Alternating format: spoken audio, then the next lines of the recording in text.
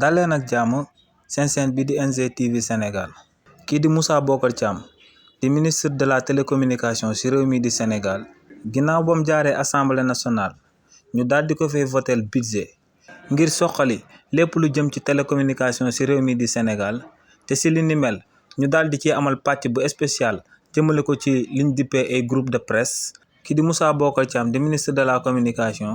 ginnaaw ba mu jotee ci budget boobee ni mu koy séddalee tëddeewu ci njaaxaanaay.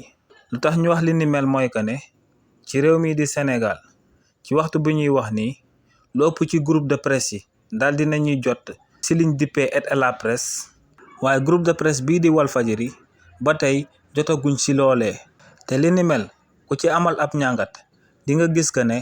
loolee lu ko sabab du lenn lu dut ligne éditoriale bu waa Walfadjri jël,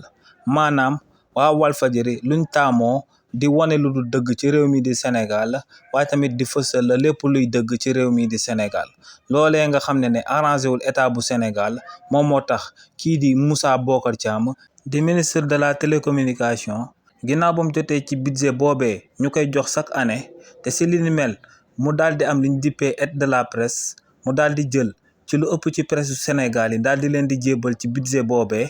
waaye tamit daal di xañ groupe de presse bii di Walfadjri ci aide de la presse boobee. ci xayma lu kii di Issa Bocar Thiam waroon a jébbal télévision bii di Walfadjri ci ay koppar ren moo ngi toll ci 50 millions de francs CFA, waaye ba tey ba suba kii di Moussa Bocar Thiam joxul dara waa télévision bii di Walfadjri.